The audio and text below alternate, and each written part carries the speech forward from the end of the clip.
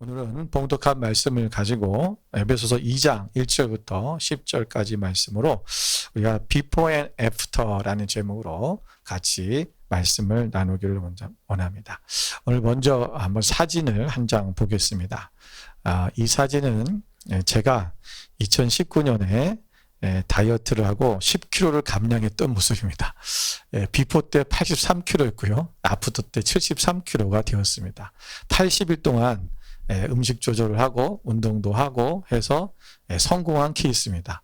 지금은 저 때 아프터 때보다 다시 조금 쪄서 그러나 아직 비포 때만큼은 하지 않았습니다. 이 일을 위해서 정말 그때 엄청난 노력을 했습니다. 제가 먹고 싶은 것들을 못 먹었고 정말 단 거 이런 거를 하나도 안 먹었죠.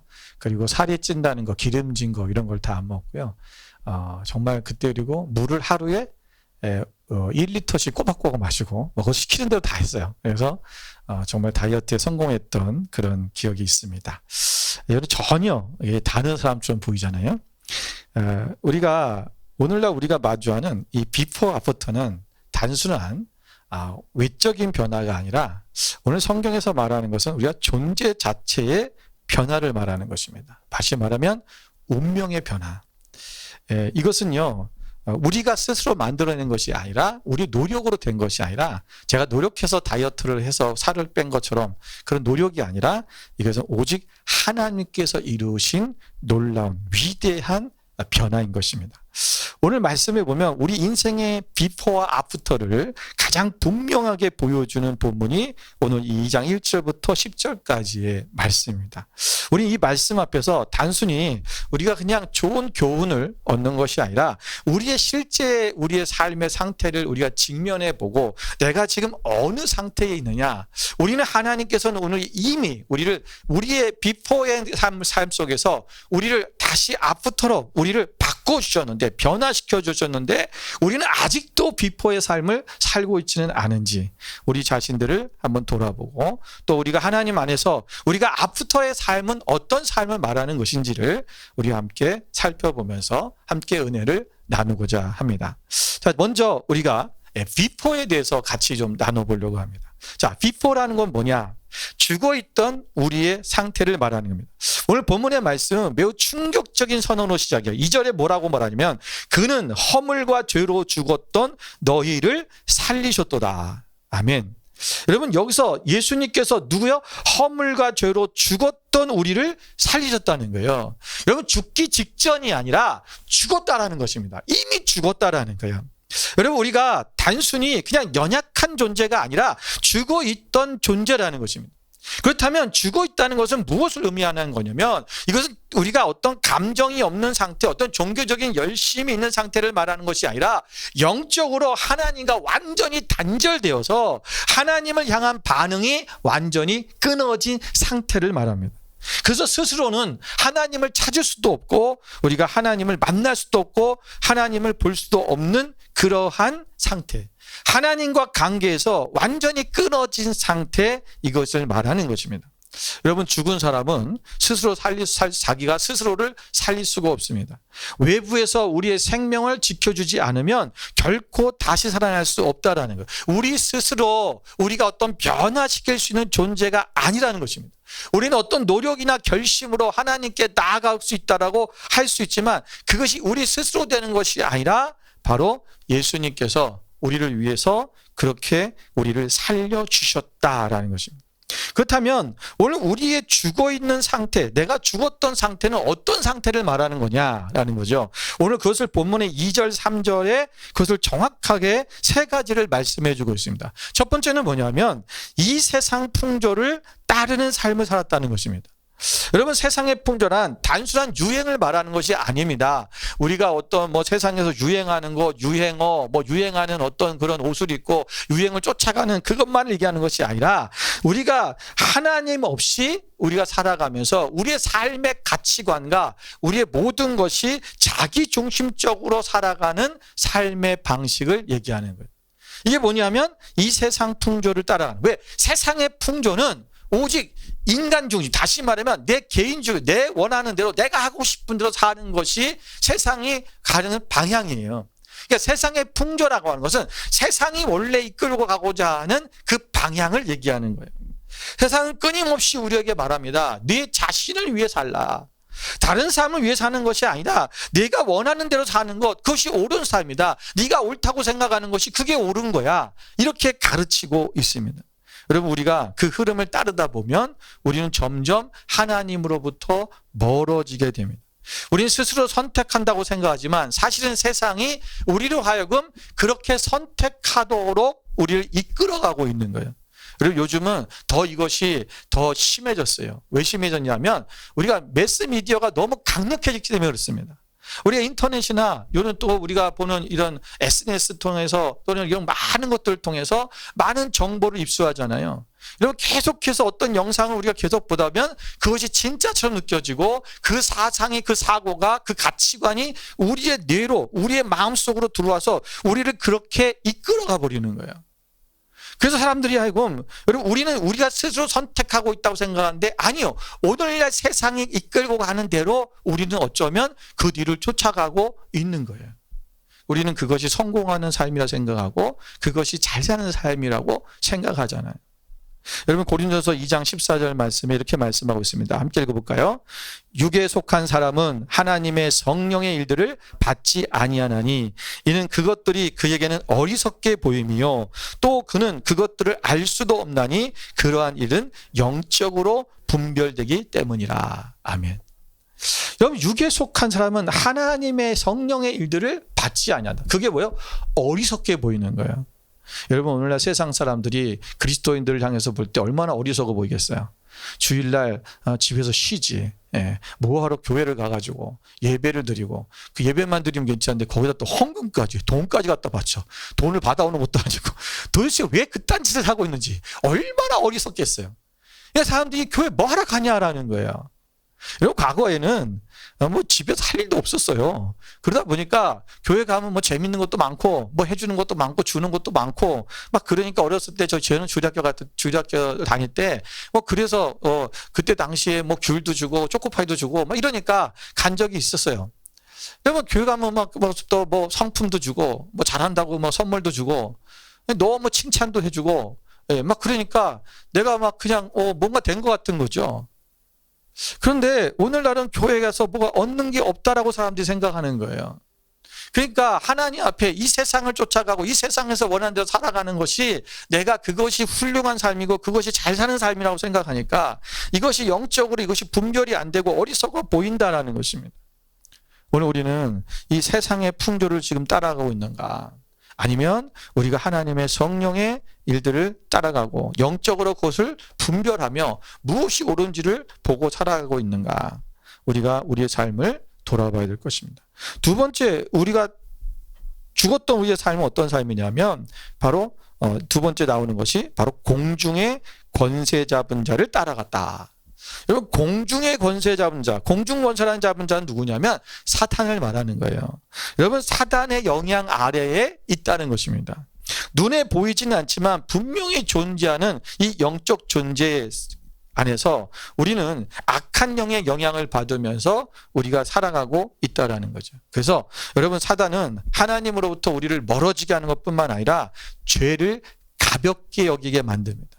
그래서 우리가 죄를 짓는 것에 대해서 우리가 정직하지 못하고 거짓말하고 우리가 또는 하나님 앞에 세상 속에서 우리가 다른 잘못된 일을 하는 것을 그것을 가볍게 여기도록 그리고 그것이 괜찮게 여기도록 그것이 때로는 심지어는 그거 나중에 가서는 그것을 진리인 것처럼 우리를 속이는 그 영이 뭐냐면 바로 사탄입니다. 그래서 사탄은 우리가 속이는 영이다 그래요. 속이는 영, 거짓의 영, 속이는 영. 여러분, 그래서 사단이 우리에게 주는 것은 우리가 세상 속에 살아가면서 우리가 정직하게 사는 삶을 그렇게 하지 못하도록 만듭니다. 우리가 사랑하고 용서하고 하는 것들에 대해서 그렇게 하지 못하게 만들죠. 야, 네가 죄를 절대 용서하지 마. 저런 인간은 용서할 필요가 없어. 저런 인간은 변화될 가치도 없고 변화될 수도 없어. 계속해서 우리에게 말하면서 우리가 온전히 진리를 쫓아가지 못하도록 만드는 것. 그래서 우리도 인식하지 못한 채 자연스럽게 그 흐름 속에서 살아가도록 만들었다는 것입니다. 그러니까 우리가 죽어있던 삶은 바로 이런 삶이라는 거예요. 또 세 번째 뭐라고 해서 3절에 보니까 육체의 욕심을 따라간다는 거예요. 육체의 욕심. 여러분, 우리가 끊임없이 우리의 죄를 향해 끌어당기는 우리 인간의 욕망이 있어요. 우리는 그것을 거부하기보다 따라가며 살고 있다는 것입니다. 결국 우리의 삶은 그 욕망에 의하여 지배당하고 있는 것입니다. 우리의 생각과 감정과 우리의 상태가, 선택이 모두 자기중심적인 방향으로 흘러가서 하나님이 기쁘시게 하는 삶과는 점점 멀어지게 된다는 거죠. 그래서 우리의 욕망은 결국은 우리 이 세상을 살아가면서 우리의 가장 큰 욕망이 뭐예요? 바로 물질에 대한 거예요. 돈에 대한 거예요.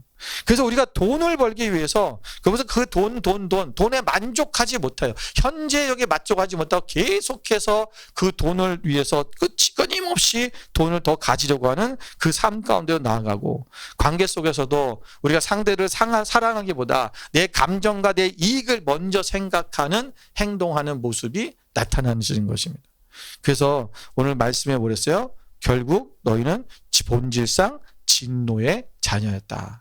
진노의 자녀라는 것은 결국은 멸망할 수밖에 없는, 이미 죽어있는, 죽은 자녀. 여러분, 우리가 여러분 이 세상의 풍조를 따라가고, 그리고 사단의 공중것은 사단을 따라가고, 그 다음에 육체의 욕심을 따라가는 이 삶을 살고 있다면 오늘 우리는 아직도 진노의 자녀로 살아가고 있는 것입니다. 또 우리는 아직도 비포의 삶을 살아가고 있다라는 것입니다. 여러분, 어쩌면 이 말이 우리에게 굉장히 불편하게 느껴질 수도 있습니다. 여러분, 그런데 우리가 이 진단이 정확해야 됩니다. 내가 지금 어느 상태에 있느냐. 여러분, 질병에 걸린 사람들도 자신이 지금 어떤 상태에 있는지를 알아야 돼요. 특히 정신적인 병에 걸린 사람들이 자기를 인지하지 못하면 치료가 안 되잖아요. 어떤 사람이, 여러분, 옛날에 우리가 그랬지만, 여러분, 정신병이 있는 사람이 자신이 정신병이 있다고 인정을 안 하잖아요. 여러분, 인정을 안 하는 순간 치료가 안 돼요. 근데 내가 좀 이상한 것 같아요 라고 하는 순간 치료되기 시작하는 거예요. 약을 먹을 수가 있게 되고요. 그리고 의사를 만날 수 있게 되고요. 그러니까 초전이 일어나고, 때로는 그것이 이제 거기서 더 진행이 안 되고, 뭔가 고칠 수 있는 방법이 생기는데 나는 그렇지가 않아요 라고 생각해 버리면 결국은 치료할 길을 칠 수 있는 시간을 놓쳐버리는 것입니다. 오늘 우리는 우리 자신이 지금 어느 상태에 있는가.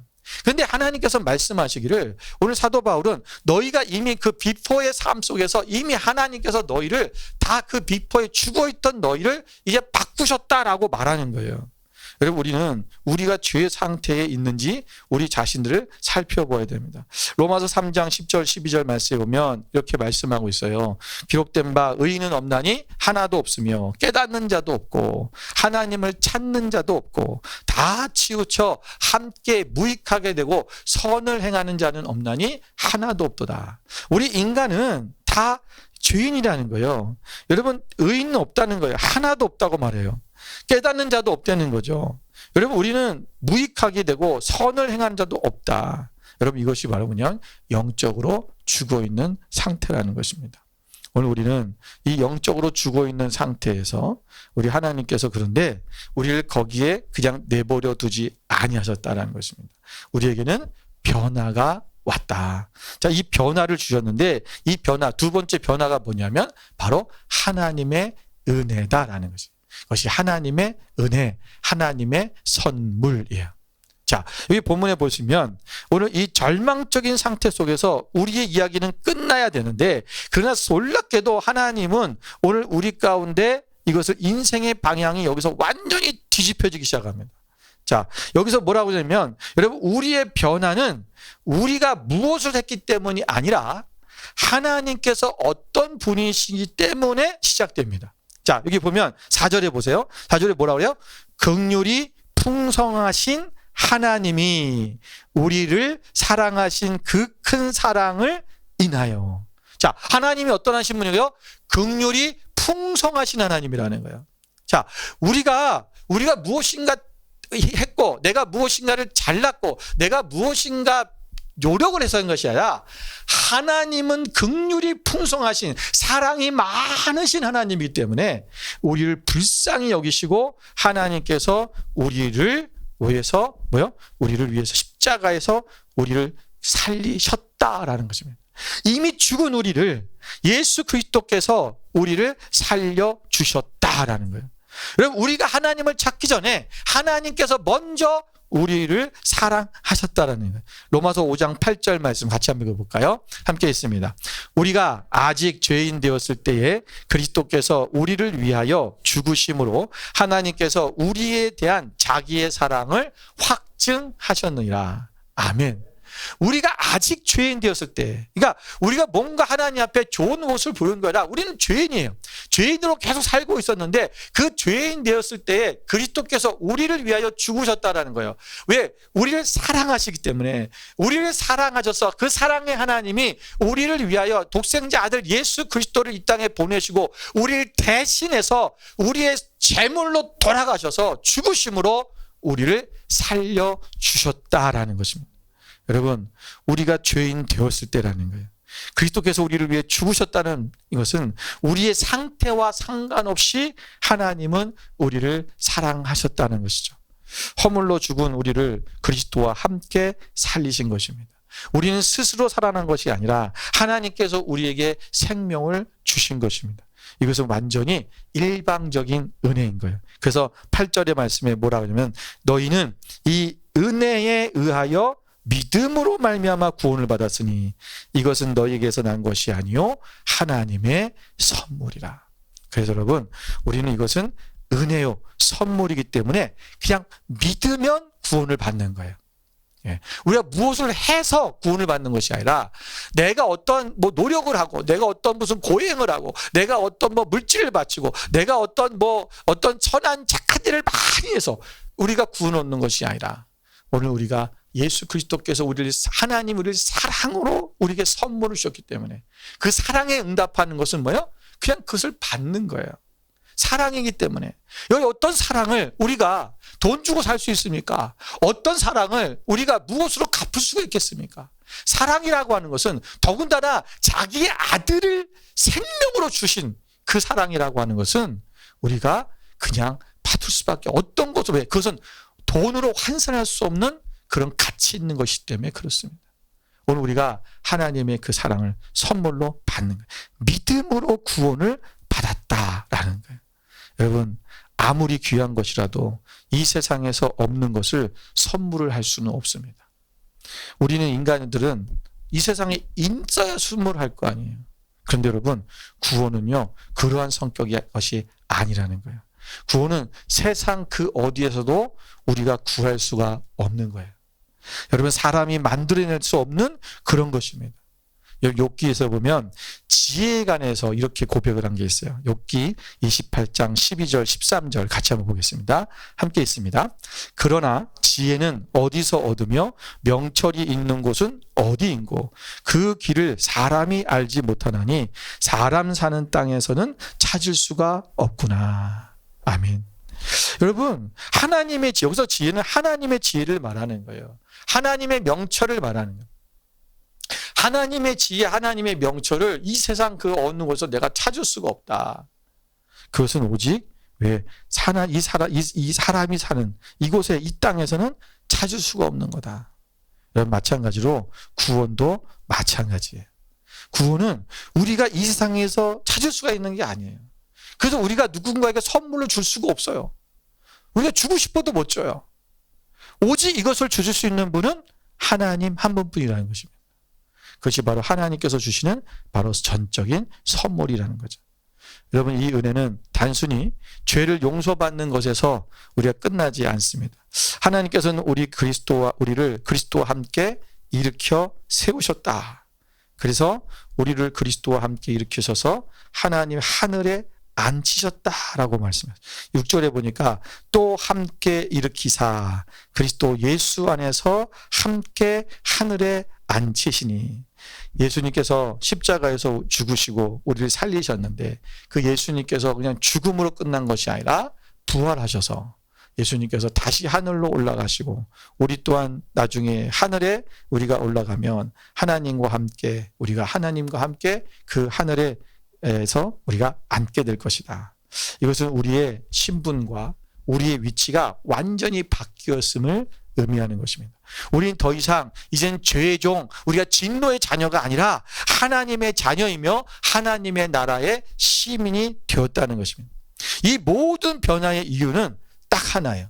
뭐예요? 하나님께서 우리를 사랑하셨다라는 것입니다. 그리고 하나님께서는 이 은혜를 통해서 앞으로 오는 모든 세대 가운데 그의 은혜의 풍성함을 나타내신다고 말씀하고 있습니다. 다시 말해서 우리의 구원은 하나님의 은혜를 드러내는 살아있는 증거가 되는 것입니다. 그래서 우리는 결코 자랑할 수가 없습니다. 우리는 행위로 된 것이 아니기 때문입니다. 여러분 구절을 보십시오. 구절에 보니까 행위에서 난 것이 아니니 이는 누구든지 자랑하지 못하게 함이라.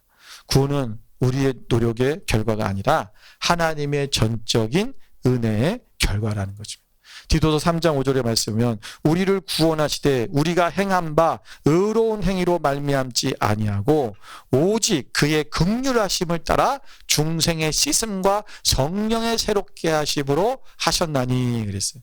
우리를 구원하신 것이 우리가 행한 어떤 의로운 행위로 된 것이 아니라 오직 그의 긍휼하심, 그분이 우리를 사랑하셔서 우리를 거듭나게 하신, 다시 중생이란 거듭남을 얘기하는 거예요. 다시 태어났다라는 거예요. 우리의 씻음과 우리의 중생으로 다시 태어남으로 우리의 죄를 씻음받고 성령을께서 우리를 새롭게 하심으로 우리가 구원을 받게 되었다라는 것을 말씀하고 있는 것입니다. 오늘 우리가 계속해서 이 앞에 나온 우리가 갈라디아에서부터 오늘 이 에베소서 또 우리가 이 말씀 속에서 계속해서 하시고 있는 말씀이 뭐냐면 우리는 믿음으로 말미암아 구원에 이른다라는 거예요. 우리가 어떤 능력과 권능으로 우리가 하는 것이 아니다. 오늘 우리는 과거에 죽었던 삶이었어요. 우리는 이미 죽었던 허물과 죄로 죽었던 우리를, 그래서 우리는 세상에서 세상의 풍조를 따라가고 사단의 타단을 따라가고 그리고 우리는 육체의 욕심을 따라가는 그런 삶을 살았는데 하나님께서 우리를 사랑하셔서 우리를 하여금 예수 그리스도를 십자가에 죽으심으로 우리를 하나님의 자녀가 되게 하셨다.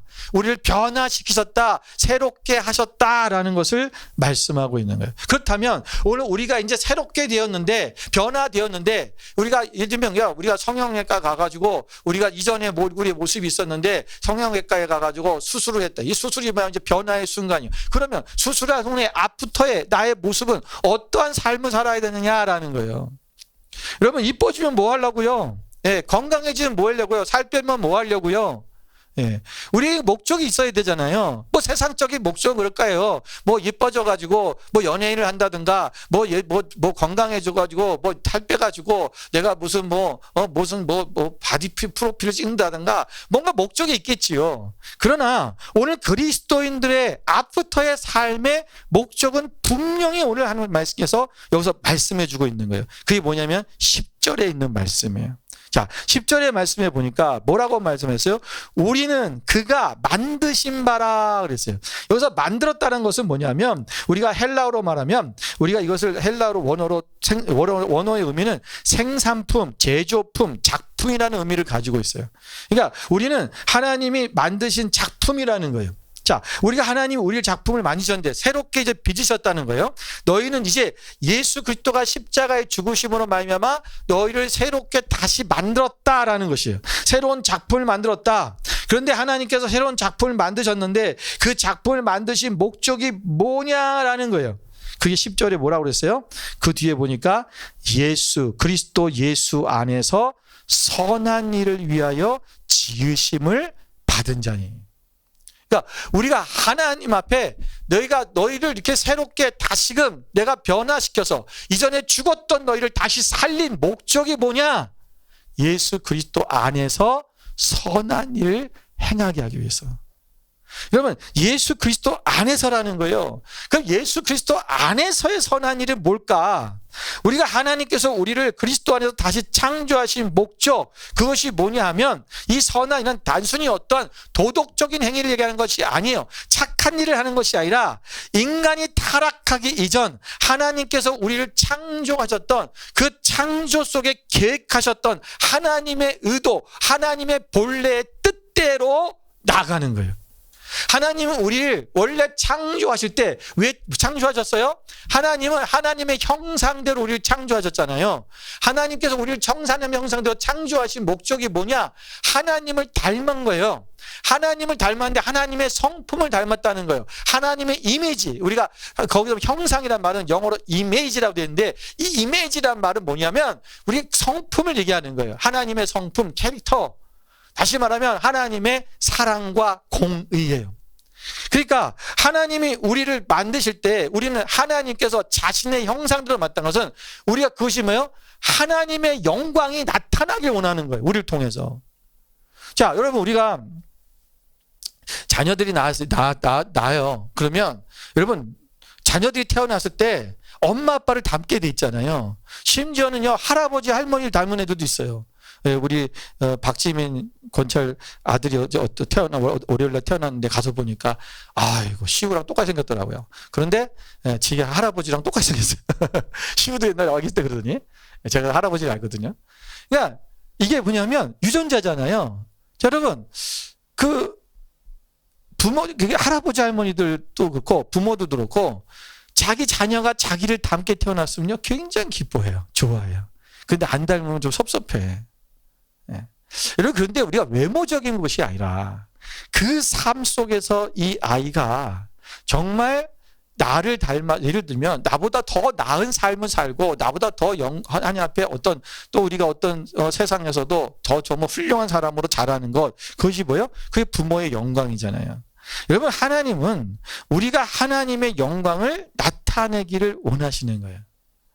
여러분, 인간은 불순종으로 인해서 하나님의 영광을 가리게 됐어요. 그래서 하나님 안에서 우리가 하나님 영광을 가리고 죄와 사망의 길로 갔잖아요. 하나님의 영광은 우리가 하나님의 뜻대로 살아가는 거예요. 그래서 하나님이 원하시는 이대로 하나님 앞에 그런 빛의 삶을 살아가고, 그리고 사랑의 삶을 살아가고, 공의로운 삶을 살아가고, 정직한 삶을 살아가는 거, 이것이 하나님 앞에 그렇게 살아갈 때 하나님께 영광이 되는 것인데, 이들이 반대로 죄를 짓고 타락하기 시작했다는 것입니다. 여러분, 하나님께서는 본래 하나님께서 우리 인간을 창조하신 그 선하신 목적, 그 하나님의 영광을 위해 살아가도록 하기 위하여 다시 회복시키셨다는 것입니다. 그래서 고린도후서 5장 17절에 뭐라고 그랬습니까? 그런즉 누구든지 그리스도 안에 있으면 새로운 피조물이라. 이전 것은 지나갔으니 보라 새 것이 되었도다. 우리가 이전 것, 이전이라는 것은 우리가 죄를 짓고 타락한 이전의 삶을 얘기하는 거예요. 아까 비포의 삶, 세상 풍조를 따라가고, 사단을 따라가고, 그다음 육체 욕심을 따라 살아가는 그러한 삶을 그것은 지나가고, 이제는 새로운 삶이 우리 가운데 있다라는 것입니다. 당연히 말하면 하나님의 선한 목적에 부합하는 삶, 하나님의 영광을 위한 삶을 살아가는 것입니다. 여러분, 이 삶의 핵심은 하나님의 말씀에 철저하게 순종하는 거예요. 왜냐하면 하나님이 그리스도 예수 안에서 우리가 선한 일을 해야 되는데, 그건 뭐예요? 하나님이 원하시는 일이라는 거예요. 그러니까 하나님이 원하시는 그 일에 철저하게 순종하면 된다는 것입니다. 하나님께서 미리 준비하신 선한 일을 따라 살아가는 것이 바로 우리의 새로운 삶입니다. 우린 더 이상 세상의 흐름을 따라가는, 세상의 흐름에 휩쓸려가는, 세상의 풍조에 따라가는 그런 삶이 아니라, 우린 더 이상 우리의 욕망에 끌려가는 존재가 아니라 성령의 인도하심을 따라 살아가는 존재가 되었다라는 거예요.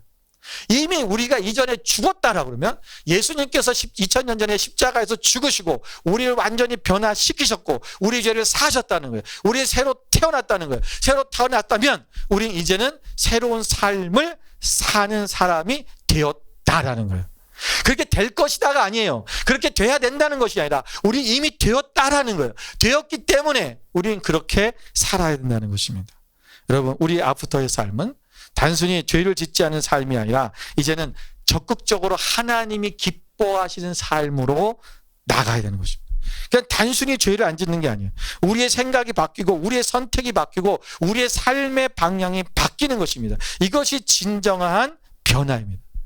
그리고 우리 이런 삶의 목적은 결국 다른 사람에게도 드러나야 된다는 거죠. 그래서 마태복음 5장 16절에 보면 예수님께서 이렇게 말씀하셨어요. 같이 한번 읽어볼까요? 이같이 너희 빛이 사람 앞에 비치게 하여 그들로 너희 착한 행실을 보고 하늘에 계신 너희 아버지께 영광을 돌리게 하라. 아멘. 여러분, 우리가 우리의 빛이며 사람 앞에 비춰지게 해야 된다. 예. 그래서 우리는요, 여러분, 우리는 옛날에 우리가 이 불교는 다 산으로 올라갔잖아요. 뭐 그때 유교가 올라오면서 우리나라 조선시대 유교가 저지하면서 또 어차피 도망가느라고 산에 들어간 거였지만 그 세상의 어떤 그 유교의 정신이 원래 세상과 단절하는 거잖아요. 예. 혼자 올라가서 득도하는 거예요. 예. 세상을 떠나는 거예요. 우리 그리스도인은 세상을 떠나는 게 아니에요. 세상에서 빛을 발하는 삶을 사는 거예요. 예. 혼자 내가 은혜 받고 사는 게 아니에요. 세상 속에서 빛을 발해야 된다는 거예요. 그럼 우리는 세상으로 나가야 돼요. 그래서 그 속에서 예수님의 빛을 우리가 비춰주는 삶을 살아야 돼요. 그래서 우리가 하여금 너희들로 착한 행실, 우리가 행하는 그 착한 행실, 하나님이 원하시는 삶, 하나님 원하시는 행동, 그것을 통해서 우리의 사랑과 용서와 섬김과 나눔과 이런 모든 삶이 그들에게 그것을 보고 어떻게 해야 된다? 하늘에 계신 우리 하나님께 영광을 돌리게 하라. 우리가 영광을 돌리는 게 아니에요. 우리가 하나님 영광을 받으세요. 하나님 영광을 받으세요. 맨날 그러고만 있으면 안 된다는 거예요. 우리가 하나님 영광 받으세요 말하는 것, 그것이 하나님 영광 받는 것이 아니라 우리의 착한 행실을 보고 사람들이 보고 믿지 않는 사람들이 보고, 야, 하나님은 저런 분이구나. 하나님은 저렇게 사랑이 많은구나. 저 사람은 저런 사람이 아니었는데 어떻게 저렇게 변화됐지? 하나님은 놀라우신 분이네. 하나님 정말 살아계시네. 그들이 하나님께 영광을 돌리는 거예요. 우리는 절대 이것을 잊어버리면 안 됩니다. 이것이 바로 뭐냐면 우리의 아프터의 삶이라는 거예요. 여러분, 우리는 선택의 자리 앞에 서 있어요. 나는 여전히 비포의 시선으로 비포의 삶을 살아가고 있는가? 아니면 우리가 하나님께 주신 이 아프터의 적세성을 가지고 살아가고 있는가? 우리는 이미 하나님의 은혜로, 그 은혜의 선물로 우리는 새로운 존재가 되었습니다. 그렇다면 이제 우리는 그에 합당한 삶을 살아가야 됩니다. 오늘 사도 바울이 말하는 이 우리 변화의 폭은 엄청난 거예요. 이미 죽음이죠. 죽음으로 이미 죽었던 우리가 어떻게 새롭게 살아났다는 거죠. 여러분, 이 변화는 너무나 큰 차이인 거예요. 여러분, 예수 그리스도께서 이 땅에서 가져오신 변화, 바로 그러므로 우리는 이 변화의 크기를 깨닫고 그 변화를 따라가며 살아가야 됩니다. 여러분, 이 변화를 느끼고 계십니까? 지금 그 변화를 따라가고 살고 있는가? 우리의 신앙과 삶 속에서 이 변화가 실제로 나타나고 있는가? 예수님께서 우리에게 주신 변화는 단지 겨우 우리를 살려놓으신 정도가 아니라 주님은 오늘 이렇게 말씀하고 있습니다. 요한복음 10장 10절 말씀 같이 한번 읽어볼까요? 도둑이 오는 것은 도둑질하고 죽이고 멸망시키려는 것뿐이요, 내가 온 것은 양으로 생명을 얻게 하고 더 풍성히 얻게 하려 하는 것이라. 여러분, 뭐라 하냐면 예수님께서 우리에게 생명을 주시는데 그냥 생명만 주신 것이 아니라 그 생명이 더 풍성하게 얻게 하려는 것이다. 그러니까 단순히 우리를 그냥 살려놓으신 게 아니라는 거예요. 여러분, 병원에 가면은 여러분 지금 식물인간이 된 사람이 어떻게 했어요? 생명 연장기로 인해 기계로 인해서 그냥 생명만 연장하고 살아있어요, 죽었어요? 살아는 있어요. 근데 그거는 생명을 연장만 하고 있는 거예요. 여러분, 우리가 생명을 그냥 연장하고 있는 그런 식물인간 같은 기독교인이 돼서는 안 된다라는 것입니다. 세상을 변화시킬 수 있는 역동적인 힘이 있어야 된다. 여러분, 우리는 비포의 삶이 끝났어요. 그러면 이제는 우리는 아프터의 삶을 살아가야 된다는 거예요. 여러분, 우리가 이 아프터의 삶을 살아가려면 역동적인 우리의 삶이 일어나야 된다는 것입니다. 여러분, 헬라어에 보면 능력이라는 말씀이 있어요. 여러분, 능력이라는 말은 두나미스라 그래요. 이 두나미스라는 말에서 파생된 단어가 몇 가지가 있는데 그 중에 대표적인 두 가지가 뭐냐면 다이나마이트하고 다이나믹이에요. 여러분, 다이나마이트는 우리가 다 알잖아요. 폭발하는 거예요. 예, 다이나마이트, 폭발하다. 그런 힘을 얘기해요. 폭발적인 힘. 여러분들 다이나믹이라는 말이 있어요. 이 다이나믹이라는 말이 어떻게 보면은 이 두나미스라는 능력이라는 말에서 온 능력이 굉장히 기독교적으로 굉장히 더 맞는 그런 말이었으며, 다이나믹이라는 말이 우리가 한국말로 하면 역동적 이런 말인데, 이 역동적이라는 말은 끊임없이 움직이고 변화하는 것을 말해요. 여러분 폭포가 막 계속 쏟아지잖아요. 끊임없이 쏟아지는 거, 이거를 다이나믹하다고 하는 거예요. 여러분 바람이 꽉 찬 공이 있어요. 근데 바람이 꽉 찬 공을 던지면 어떻게 돼요? 텅텅텅텅 튕겨요. 변화무쌍하게 움직이잖아요. 근데 이 바람이 빠져 있으면 어떻게 돼요? 던지면 푹 꺼져버려요. 여러분 그건 공이에요. 공은 공이지만 공으로서 역할이 못하는 거예요. 꼭 식물인간이 된 사람 같은 거예요. 그것은 살아있으나 죽어 있는 거랑 똑같은 거예요. 살아있다고 하는 것은 다이나믹하다는 거예요.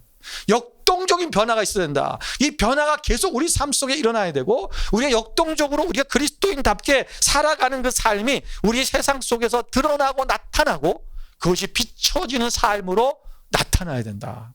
그러니까 우리는 그냥 수동적으로 예수님만 믿고 구원받았어 이러고 앉아있는 것이 아니라, 여러분 그러고 그냥 생명 연장선 기계 꽂고 나는 구원받은 사람이야 이러고 있는 사람들이 있어요. 그게 아니라 우리가 이제는 이 우리 하나님 주신 그 능력을 가지고 우리가 이 세상을 변화시키고, 우리가 우리 주변에 있는 사람들에게 우리의 옳은 행실, 우리가 착한 행실을 통해서 하나님 원하시는 그 선한 일들을 통해서 세상을 바꾸고 변화시키는 그런 하나님의 자녀가 되라는 것입니다. 이것이 우리의 아프터의 삶이에요.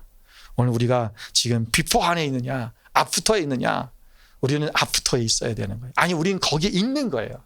그렇다면 우리는 이제 그러한 삶을 살아가는 여러분이 되시기를 주님의 이름으로 축원을 드립니다.